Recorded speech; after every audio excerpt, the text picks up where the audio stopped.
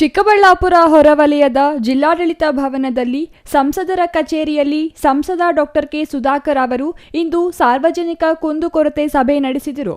ಈ ಸಭೆಯಲ್ಲಿ ಸಾರ್ವಜನಿಕರ ಸಮಸ್ಯೆಗಳಿಗಿಂತ ತಮ್ಮನಾಯಕನಹಳ್ಳಿಯ ಜೆಡಿಎಸ್ ಮುಖಂಡ ವೆಂಕಟೇಶ್ ಅವರ ಕೊಲೆ ಪ್ರಕರಣವೇ ಹೆಚ್ಚು ಸದ್ದು ಮಾಡಿದ್ದು ವಿಶೇಷವಾಗಿತ್ತು.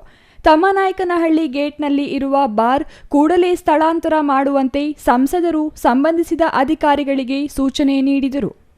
ತಮ್ಮನಾಯಕನಹಳ್ಳಿ ಗೇಟ್ನಲ್ಲಿ ಗಾರ್ಮೆಂಟ್ಸ್ ಇದ್ದು ಪ್ರತಿನಿತ್ಯ ಸಾವಿರಾರು ಮಂದಿ ಮಹಿಳೆಯರು ಅದೇ ಮಾರ್ಗದ ಮೂಲಕ ಹಾದು ಹೋಗಬೇಕಿದೆ.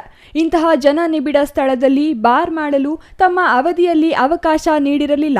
ಆದರೆ ಇದೀಗ ಅಲ್ಲಿ ಬಾರ್ ಆಗಿ ಕೊಲೆಯವರೆಗೂ ಹೋಗುವ ಸ್ಥಿತಿ ನಿರ್ಮಾಣವಾಗಿದೆ. ಹಾಗಾಗಿ ಕೂಡಲೇ ಬಾರ್ ಸ್ಥಳಾಂತರ ಮಾಡುವಂತೆ ಸಂಬಂಧಿಸಿದ ಅಧಿಕಾರಿಗಳಿಗೆ ಸಂಸದರು ಸೂಚಿಸಿದರು. ಇತಿಹಾಸದಲ್ಲಿ ಎಂದೂ ಕಂಡು ಕೇಳರಿಯದ ರೀತಿಯಲ್ಲಿ ಕೊಲೆಯಾಗಿದೆ. ಸರ್ಕಾರದ ಕೆಲಸ ಜನರ ಆರೋಗ್ಯ ಕಾಪಾಡುವ ಜೊತೆಗೆ ಸಮಾಜದಲ್ಲಿ ಕಾನೂನು ಸುವ್ಯವಸ್ಥೆ ಕಾಪಾಡುವುದಾಗಿದೆ. ಆದರೆ ಪ್ರಸ್ತುತ ಸರ್ಕಾರ ಅದಕ್ಕೆ ವಿರುದ್ಧವಾಗಿ ನಡೆದುಕೊಳ್ಳುತ್ತಿದ್ದು ಜನರನ್ನು ಹಾಳು ಮಾಡಲು ಸರ್ಕಾರ ಹೊರಟಿದೆ. ಹಾಗಾಗಿ ಕೂಡಲೇ ಮದ್ಯದ ಅಂಗಡಿ ಸ್ಥಳಾಂತರಿಸುವಂತೆ ಅಬಕಾರಿ ಡಿಸಿ, ಜಿಲ್ಲಾಧಿಕಾರಿಗಳು ಸೇರಿದಂತೆ ಜಿಲ್ಲಾ ಪೊಲೀಸ್ ವರಿಷ್ಠಾಧಿಕಾರಿಗಳಿಗೆ ಹೇಳುವುದಾಗಿ ಅವರು ಹೇಳಿದರು. ಅದಕ್ಕೆ ಮೊನ್ನೆ ಇಲ್ಲಿ ನಡೆದಂಥ ಮರ್ಡರೇ ನಿಮ್ಗೆ ಅದೊಂದು ಸಾಕ್ಷಿ. ಆ ಮರ್ಡರ್ ಆಗಿರುವಂಥದ್ದು ಸಾಮಾನ್ಯ ಜನ ಮಾಡಲಿಕ್ಕೆ ಸಾಧ್ಯ ಇಲ್ಲ. ಆ ರೀತಿಯ ಮರ್ಡರ್ನ ಅವನ ಬುದ್ಧಿಯು ಅವನ ಕೈಯಲ್ಲಿ ಇದ್ದಾಗ ಮಾತ್ರನೇ ಅಂತ ಮಾಡಲಿಕ್ಕೆ ಸಾಧ್ಯ. ನಶೆಯಲ್ಲಿರ್ತಾರೆ ಅವ್ರು, ಏನು ಮಾಡ್ತಾ ಇದ್ದಾರೆ ಅವ್ರಿಗೆ ಗೊತ್ತಿರಲ್ಲ.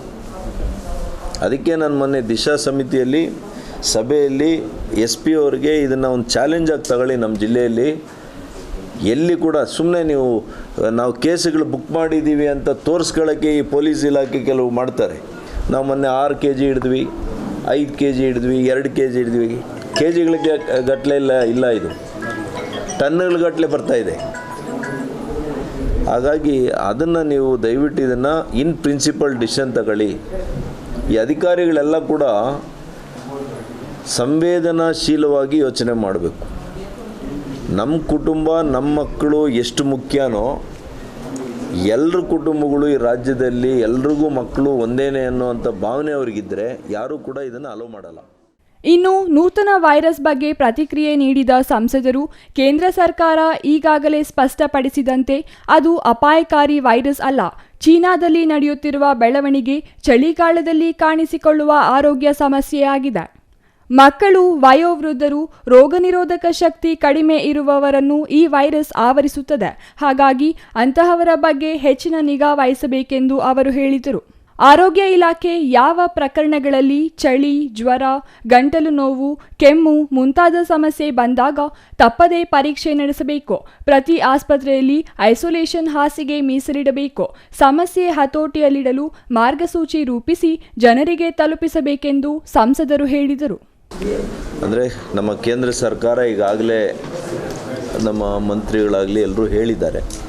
ಮತ್ತು ವಿಶ್ವ ಆರೋಗ್ಯ ಸಂಸ್ಥೆಯಿಂದ ಕೂಡ ವಿಶ್ವದಲ್ಲಿ ಅದರಿಂದ ಆಗ್ತಾ ಇರತಕ್ಕಂಥ ಪರಿಣಾಮ, ವಿಶೇಷವಾಗಿ ಚೀನಾದಲ್ಲಿ ಇದು ಚಳಿಗಾಲದ ಅವಧಿಯಲ್ಲಿ ಹೆಚ್ಚು ಕಂಡುಬರ್ತದೆ. ವಿಶೇಷವಾಗಿ ನವೆಂಬರಿಂದ ಫೆಬ್ರವರಿವರೆಗೂ ಕೂಡ ಯಾರು ಭಾಳಷ್ಟು ಅದಕ್ಕೆ ಈಸಿಯಾಗಿ ಟಾರ್ಗೆಟ್ಸ್ ಯಾರು? ಸಣ್ಣ ಮಕ್ಕಳು, ವಯೋವೃದ್ಧರು ಮತ್ತು ಯಾರಿಗೆ ರೋಗ ನಿರೋಧಕ ಶಕ್ತಿ ಕಡಿಮೆ ಇರ್ತದೆ, ಇಂಥವ್ರಿಗೆ ಇದು ಸಾಫ್ಟ್ ಟಾರ್ಗೆಟ್ಸ್. ಇದು ಇಂಥವ್ರ ಬಗ್ಗೆ ನಾವು ಹೆಚ್ಚಿನ ಜಾಗ್ರತೆಯನ್ನು ನಾವು ಇಟ್ಕೋಬೇಕಾಗ್ತದೆ. ಜನರು ಕೂಡ ಇವ್ರ ಬಗ್ಗೆ ಹೆಚ್ಚಿನ ಕಾಳಜಿಯನ್ನು ಅವರು ವಹಿಸ್ಕೋಬೇಕಾಗ್ತದೆ. ತಮ್ಮ ಜಾಗ್ರತೆಯನ್ನು ತಾವು ಮಾಡಬೇಕಾಗ್ತದೆ. ಆರೋಗ್ಯ ಇಲಾಖೆಯವರು ವಿಶೇಷವಾಗಿ ಯಾವ್ಯಾವ ಪ್ರಕರಣಗಳಲ್ಲಿ ಚಳಿ, ಜ್ವರ, ಗಂಟಲು ನೋವು, ಕೆಮ್ಮು ಈ ರೀತಿಯ ಒಂದು ಸಮಸ್ಯೆಗಳು ಬಂದಾಗ ಅದನ್ನು ತಪ್ಪದೆ ಟೆಸ್ಟಿಂಗನ್ನು ಮಾಡಿ ಪ್ರತಿ ಆಸ್ಪತ್ರೆಯಲ್ಲಿ ಐಸೋಲೇಷನ್ ಬೆಡ್ಸನ್ನು ಸ್ವಲ್ಪ ನಿಗದಿ ಮಾಡಿ, ಐಸೋಲೇಷನ್ ಇರುತ್ತೆ ಆದರೆ ಇದಕ್ಕೆ ವಿಶೇಷವಾಗಿ ಸಂಖ್ಯೆಯನ್ನು ನೋಡ್ಕೊಂಡು ಹಾಸಿಗೆಗಳು 2 ಹಾಸಿಗೆ ನಿಗದಿ ಮಾಡ್ತೀರಾ, 5 ಹಾಸಿಗೆ ನಿಗದಿ ಮಾಡ್ತೀರಾ, depending on the number of cases. ಅದನ್ನು ಹೆಚ್ಚಿಗೆ ಮಾಡಿಕೊಂಡು ಅದಕ್ಕೆ ಒಂದು ವಿಶೇಷವಾದಂಥ ಯೋಜನೆ ಮಾಡಿ. Vijay Raj, CTV news, Chikkaballapur.